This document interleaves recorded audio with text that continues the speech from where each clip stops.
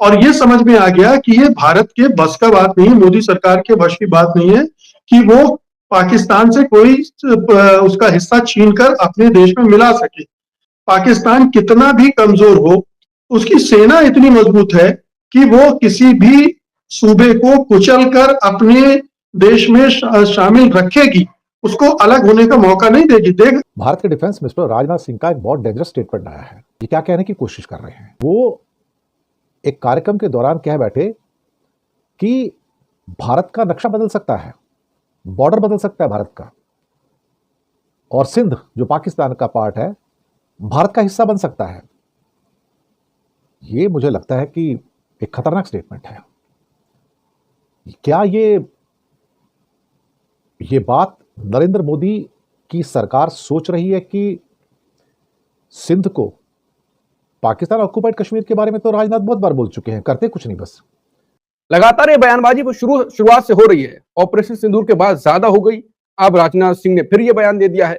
क्या ये सच में ऐसा कुछ है सरकार के मन में? अंकुर जी, देखिए, आपने सही कहा कि ऑपरेशन सिंदूर के बाद ये इस तरह के बयानात लगातार आ रहे हैं। न केवल पॉलिटिकल लीडरशिप की तरफ से आ रहे हैं, बल्कि आप देखेंगे कि जो मिलिट्री लीडरशिप है उसकी तरफ से भी इस तरह के बयानात आ रहे हैं। तो ये इसका एक रीजन है। ऑपरेशन सिंदूर जिस ढंग से खत्म हुआ और उससे जो खिल्ली उड़ी मोदी सरकार की, प्रधानमंत्री मोदी की, जो कह रहे थे कि हम तो अब पीओके ले आएंगे, पीओके तो घुसने की हिम्मत नहीं हुई। 3 दिन में युद्ध समाप्त हो गया और उसके बाद जो कुछ हुआ हम सब जानते हैं। तो अब उसको मटियाने के लिए खुद राजनाथ सिंह भी बयान दे रहे हैं, सेना के प्रमुखों से बयान दिलवा रहे हैं। कुछ समय पहले सेना अध्यक्ष ने बयान दिया था कि जब गुजरात गए थे वो, तो कहा था कि भूगोल पाकिस्तान का बदल जाएगा। अब राजनाथ सिंह ये कह रहे हैं, कभी वो ये कहते हैं कि बाल्टिस्तान मिल जाएगा, कभी पीओके मिल जाएगा, कभी बलूचिस्तान हमारे देश में शामिल हो जाएगा, और अब ये नया राग अलापा है कि सिंध, चूंकि सिंधु देश कभी भारत का हिस्सा होता था तो वो भी भारत में मिलने के लिए उतावला है। ये सब कुछ देखिए, ये जो है उन्होंने कहा है, ये सिंधी समुदाय का एक कार्यक्रम था, उसमें उन्होंने उनको खुश करने के लिए, और जो राष्ट्रवादी बिरादरी है जिसकी आंखों में पाकिस्तान हमेशा खटकता रहता है, उसको खुश करने के लिए है। एक नैरेटिव बनाया जा रहा है कि भारत बहुत शक्तिशाली है, पाकिस्तान को नेस्तनाबूद कर देगा, पाकिस्तान के हिस्से को मिला लेगा, या पाकिस्तान विघटन के कगार पर है, उसके सारे जो प्रांत हैं, पंजाब को छोड़कर सारे सूबे अलग होने को तैयार बैठे हैं, और जब अलग होंगे तो वो भारत के साथ शामिल हो जाएंगे।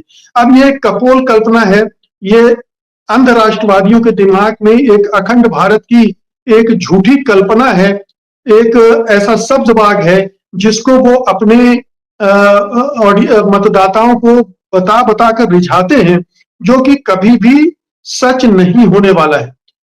देखिए, पहली बात तो यह है कि राजनाथ सिंह का ये बयान संयुक्त राष्ट्र के चार्टर का उल्लंघन है सीधे सीधे। पाकिस्तान एक संप्रभु राज्य है। अगर आप उसकी किसी हिस्से को भारत में शामिल करने की बात करते हैं, उसकी भौगोलिक सीमा को बदलने की बात करते हैं, तो ये आक्रामक कार्रवाई है, ये विस्तारवादी नीति है। और भारत ये कहता रहा कि हम तो विस्तारवादी है नहीं, हम तो कहीं आक्रमण नहीं करना चाहते। राजनाथ सिंह अभी भी कह सकते हैं कि हमने तो आक्रमण की बात कही नहीं, हम तो ये कह रहे हैं कि खुद आके मिल जाएंगे। अरे कैसे मिल जाएंगे? सिंध की आबादी का केवल 7% हिंदू है और बाकी मुस्लिम है। क्या मुसलमान देख नहीं रहे कि भारत में उनके भाइयों के साथ क्या हो रहा है? कश्मीर में किस तरह से उनके साथ सलूक हो रहा है? देश के विभिन्न हिस्सों में कहीं बुलडोजर चल रहे हैं, कहीं मॉब लिंचिंग हो रही है, कहीं उनकी नागरिकता हड़पने की कोशिश हो रही है। मुकेश सर, तो सलूक तो उनके यहाँ पर कुछ खास नहीं हो रहा, वो हमारे यहाँ फील करके कुछ ज्यादा कुछ खास नहीं कर पाएंगे। अब कश्मीर का उनके कश्मीर में भी क्या हालात है वो अलग बात है। लेकिन यह है कि अगर आपने ये कहा कि जो राजनाथ सिंह ने ये बात कही है, हालात उनके भी ठीक नहीं, लेकिन ये कह सकते हैं कि राजनाथ सिंह ने जो बात कही वो ऑपरेशन सिंदूर के बाद उतनी हजम नहीं होगी लोगों को जितना पहले ये बात हो जाती। पहले तो एक माहौल था जिसमें पीओके के बारे में जब सदन के अंदर अमित शाह ने बयान दिया था तो लोगों को भरोसा हो रहा था कि भारत शक्तिशाली देश है, और जिस तरह से उसने कुछ सर्जिकल स्ट्राइक वगैरह की है वो घुस सकता है वहां, और चुनाव के पहले इसकी संभावना बहुत देखी भी जा रही थी। लोकसभा चुनाव के पहले। लेकिन ऑपरेशन सिंदूर ने वो जो धारणा बनाई हुई थी उन्होंने, उसकी चिंदियां उड़ गई, उसकी धज्जियां उड़ गई, और ये समझ में आ गया कि ये भारत के बस का बात नहीं, मोदी सरकार के वश की बात नहीं है कि वो पाकिस्तान से कोई उसका हिस्सा छीनकर अपने देश में मिला सके। इसलिए भारत सरकार, मोदी सरकार की लैंग्वेज को आप थोड़ा रीड कीजिए, वो बदली हुई भाषा में बोल रहे हैं। वो ये नहीं बोल रहे कि हम उनसे वापस ले लेंगे, हम छीन लेंगे, वो बोल रहे हैं वो खुद आकर मिल जाएंगे। आप देखिए, आक्रमण की बात नहीं की जा रही है, छीन कर लाने की बात नहीं हो रही है, अपनी भूमि को फिर से हासिल करने की बात नहीं हो रही। बात यह हो रही कि वहां खुद इतना विद्रोह होगा कि वो भारत में आकर मिल जाएंगे। अब ये अपने आप में बहुत हास्यास्पद, मजाकिया बयान है जिसका कोई आधार नहीं है। पाकिस्तान कितना भी कमजोर हो, उसकी सेना इतनी मजबूत है कि वो किसी भी सूबे को कुचलकर अपने देश में शामिल रखेगी, उसको अलग होने का मौका नहीं देगी। आप देख रहे हैं कि बलूचिस्तान में कितने सालों से क्या हो रहा है, खैर पख्तूनख्वा में क्या हो रहा है, ये तमाम चीजें हो रही है। तो ये दरअसल भारत में जो राष्ट्रवादी, तथाकथित राष्ट्रवादी हैं, हिंदुत्ववादी कहना ज्यादा ठीक होगा, उनको रिझाने की कोशिश है, उनको लुभाने की कोशिश है। और देखिए, हमें याद रखना चाहिए कि जब देश का बंटवारा हुआ था और सिंधी वहां से भाग भाग कर आए थे, तो यहाँ के हिंदू समुदाय ने उनके साथ अछूतों जैसा व्यवहार किया था, उनके साथ उन्हें म्लेच्छ कहा था, उनसे संबंध नहीं रख रहे थे। ये तो बाद में लंबे संघर्ष के बाद सिंधी समुदाय भारत में अपने आप को एडजस्ट कर पाया है, और अभी भी कई इलाकों में सिंधी समुदाय के साथ कोई बहुत अच्छा व्यवहार नहीं होता है, उनको हिकारत की नजर से अभी भी बहुत सारे हिस्सों में देखा जाता है। तो ये हिंदुओं और सिंधुओं के बीच में कोई बहुत अच्छा संबंध नहीं रहा है। अब ये और बात है कि वो हिंदू हैं, इसलिए आप हिंदुत्व के आधार पर उनको जोड़ने की बात करते हैं। हिंदुस्तान में रहे सिंधी निश्चित रूप से हिंदू धर्म के हिस्से बन गए हैं, हिंदू है भी हो, और वो हिंदुत्व की राजनीति से भी जुड़ गए। बहुत सारे सिंधी हिंदुत्व की राजनीति से जुड़ गए। ये राजनाथ सिंह यही कर रहे हैं, अपने वोट बैंक को मजबूत करने के लिए कर रहे हैं। लेकिन ये जो उन्होंने विचार दिया है, ये हवा हवाई है, ये हवा हवाई है, और अंतरराष्ट्रीय स्तर पर इसकी जो प्रतिक्रिया है वो बहुत नकारात्मक होगी। ये धारणा बनेगी कि भारत पाकिस्तान को निगलना चाहता है, पाकिस्तान के हिस्सों को हड़पना चाहता है, कब्जा कर लेना चाहता है। मुकेश सर, तो ये कह सकते हैं कि पहले भी हमारी चर्चा होती रही कि घरेलू राजनीति के चक्कर में, उसके कारण उसको सहेजने के लिए, उसको समेटने के लिए आप विदेश जो राजनीति है उसकी खराब कर रहे हैं। लगातार ये होता रहा, घरेलू राजनीति हमारी विदेश की चाल खराब कर दे रही है। और इस बार भी, और वो हमने देखा अभी ऑपरेशन सिंदूर के टाइम भी हमारे साथ जो पाकिस्तान ने ही हम पर अटैक किया पहलगाम में, कौन हमारा देश साथ आया? तो आप ऐसी बयानबाजी करेंगे तो हम तो वैसे भी अलग थलग हो रहे हैं, तो आपकी बयानबाजी के कारण हम बहुत अलग थलग हो जाएंगे फिर तो। बिल्कुल, ये डैमेज कर रही है आपको। अंतरराष्ट्रीय स्तर पर भारत की जो छवि है कि वो किसी दूसरे देश पर हमला नहीं कर रहा है, किसी दूसरे देश की भूमि को हड़पना नहीं चाहता है, छीनना नहीं चाहता है, ये धारणा टूटती है। ये दुनिया भर में ये मैसेज जाता है कि भारत सरकार बहुत आक्रामक हो गई है और वो पाकिस्तान को निगल जाना चाहती है। ये एक निगेटिव धारणा बनेगी, और अलग थलग होने की संभावना, आशंकाएं बढ़ती चली जाएंगी भारत के लिए। इसलिए ये डोमेस्टिक पॉलिटिक्स की आपने बात की विदेश नीति के संबंध में, लेकिन यहाँ रक्षा नीति में भी वही डोमेस्टिक पॉलिटिक्स हावी हो रही है। सेना का इस्तेमाल राजनीति के लिए हो रहा है। सेना से इस तरह के बयान दिलवाए जा रहे हैं जिनमें इस तरह की आक्रामकता भरी हुई है। ठीक है, सेना खतरनाक बात तो है कि सेना का प्रमुख अधिकारी किसी धार्मिक आयोजन में जाके बैठता है वर्दी के साथ, और फिर वो नारेबाजी हल्की जो होते हैं वो लगाते हैं। इससे भाई कई सवाल उठे कि ये आप हमारी सेना को भी, जो कि ऐसी थी, और उसको आप ऐसे शामिल कर रहे हैं। आपने ठीक कहा कि सेना को भी राजनीति में और बाकी तौर पे इस्तेमाल कर रहे हैं, और सेना हो भी रही है, वरिष्ठ अधिकारी लोग।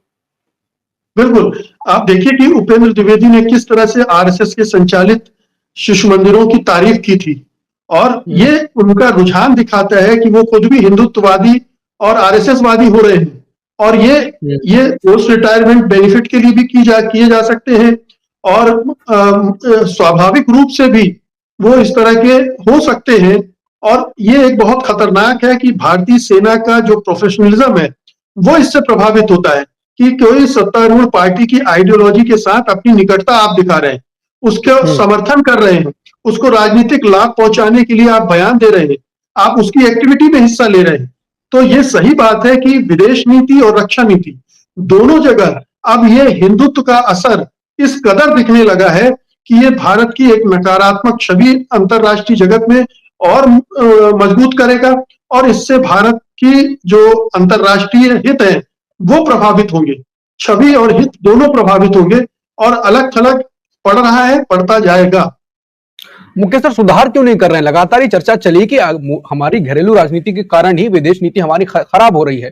तो आशुतोष ने, आपने जी ने, बहुत सब एक्सपर्ट्स लोगों ने भी यही कहा कि सुधार की जरूरत है, हो सकता है सुधार हो, इसके बाद हो, इसके बाद हो, लेकिन कोई सुधार नहीं, वैसी ही बयानबाजी कर रहे हैं। तो क्या देख क्या रहे हैं ये भविष्य में?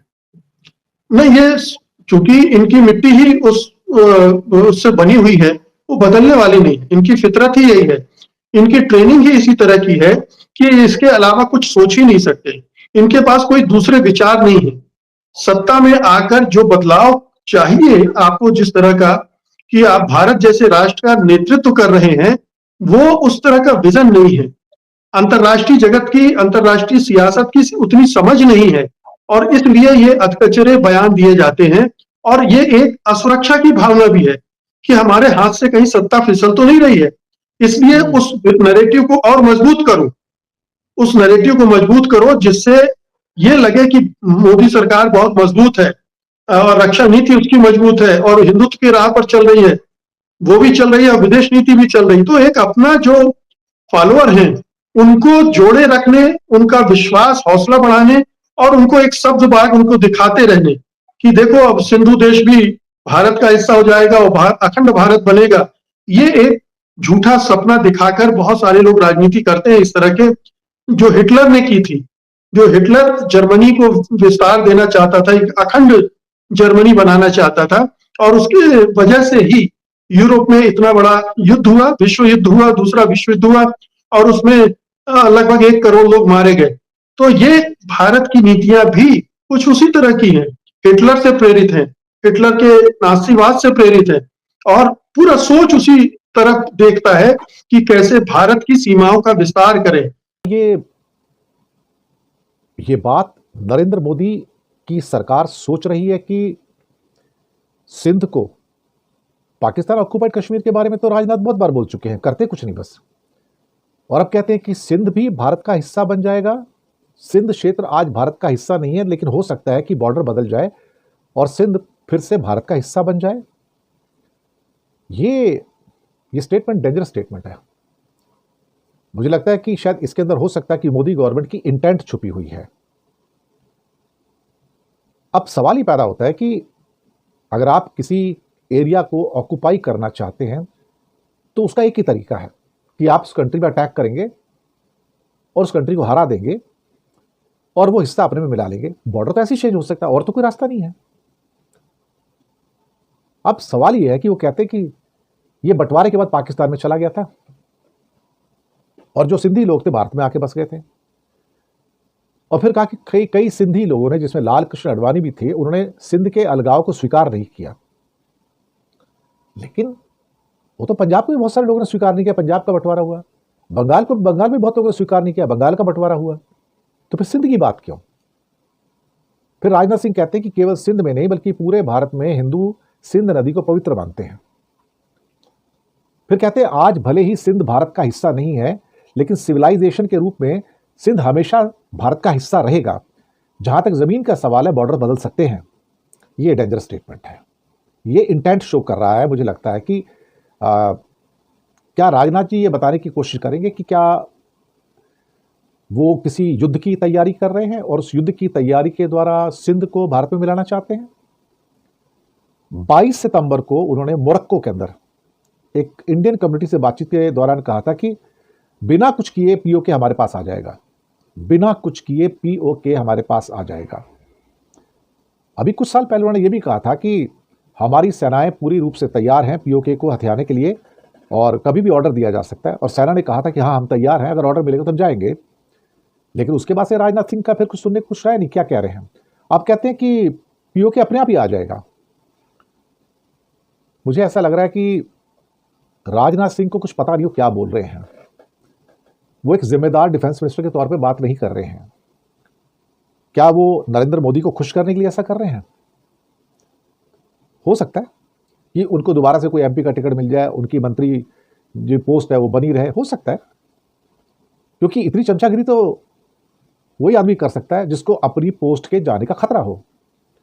और ये एक नया विषय आज उठा देना कि सिंध हमारा हो सकता है और हिंदुस्तान का बॉर्डर बदल सकता है, तो बिना युद्ध के तो नहीं होता भैया। और एक तरफ ये लोग ये कहते हैं कि भारत वो देश है जिसने कभी इतिहास में किसी पर आक्रमण नहीं किया। ये तो कतई झूठ है। खैर, भारत ने बहुत देशों पर आक्रमण किया है। भारत के कई जो रियासतें थे उस टाइम, कई जो छोटे छोटे राज्य थे, सबने बाहर बहुत आक्रमण किए। चोला साम्राज्य ने तो पूरे फार ईस्ट के ऊपर राज किया आक्रमण करके, सबको पता है वो।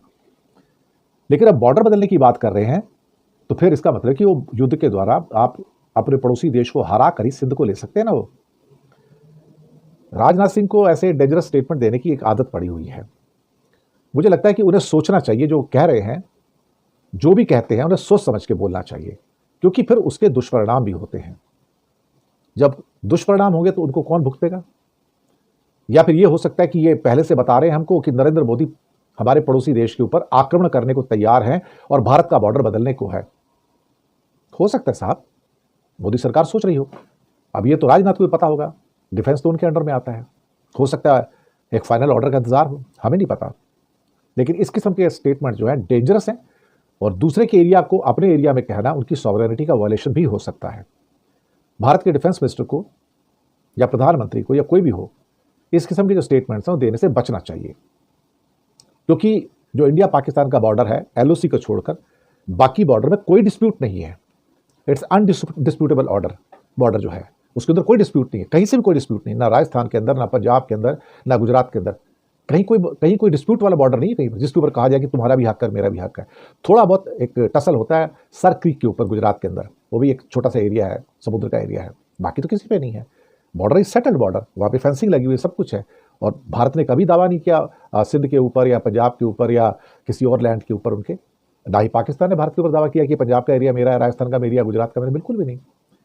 मुझे लगता है कि राजनाथ सिंह एक नई बहस लेकर आए हैं और शायद वो अपने अंध भक्तों को खुश करना चाहते कि हम क्या क्या नहीं कर सकते।